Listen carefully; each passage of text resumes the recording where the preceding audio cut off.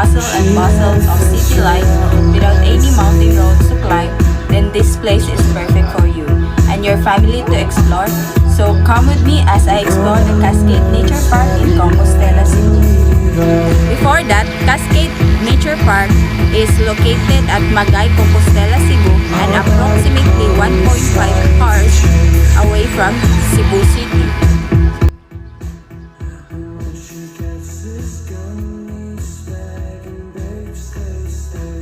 To Cascade Nature Park in Compostela, Cebu, you can ride a jeepney bound to Compostela or Danao. The minimum jeep fare from highway to Compostela is 40 pesos and just tell the driver to drop you off at Esquina Bulwang.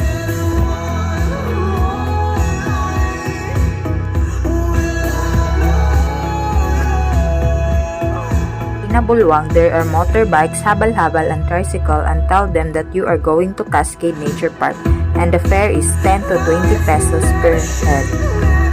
Before going to Cascade Nature Park, make sure to make a reservation or contact them at their social media accounts.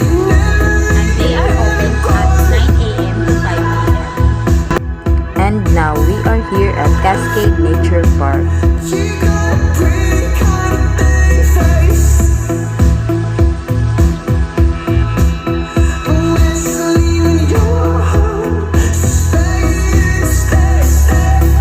Before entering the park, they require all the guests to sign liability waiver and will ask you the name listed on the reservation.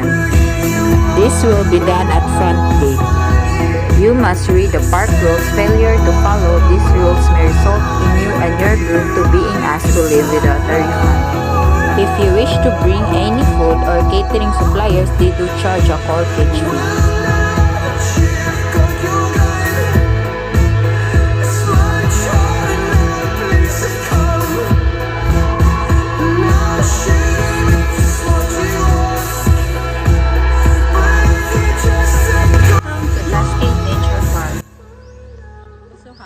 Open fields where you can play soccer, volleyball, and badminton.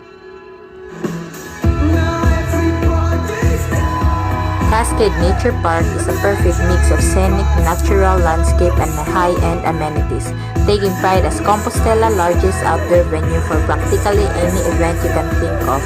Cascade Nature Park sure is gonna give your dream event a green touch.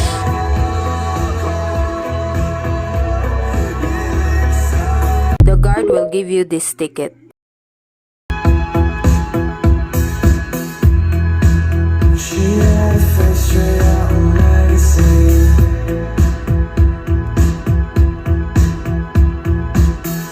We are going to cashier where we can pay the entrance fee. Entrance fee, adult 200 pesos, children 160 pesos, 2 years old below are free. And they also offer foods.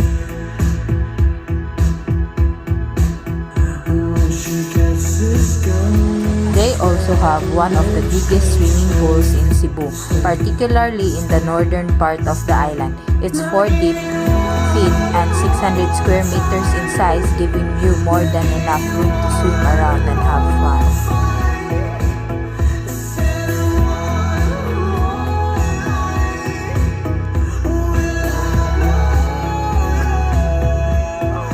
If you have cars, they also have a parking lots.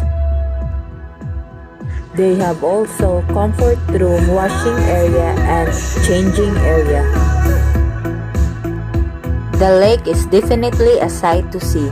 There are also cottages scattered throughout the park in case you prefer to sit back and relish its beauty.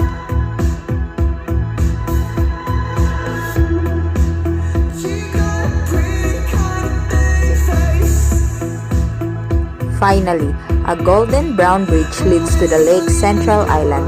This is supposed to be used as a facility for social events like concert, performance, debut, weddings, but you can also drop by if nobody is using it. This man-made lake is said to have been there for 2 decades now.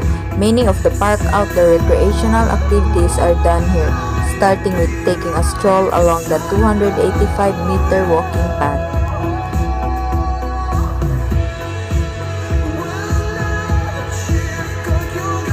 What makes this attraction even more fascinating is the amount of peace and quiet surrounding the area. Nature lovers will surely derive great pleasure from the place, but even those who have been buried deep in the busy city life can find sentimental value in appreciating the incredible gem that is Mother Nature.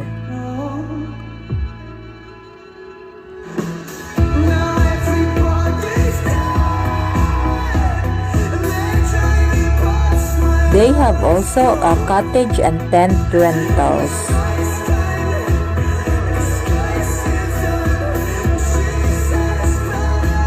They also have a water activities like kayaking and many more. They also have a life jacket for water activities to make sure your safety.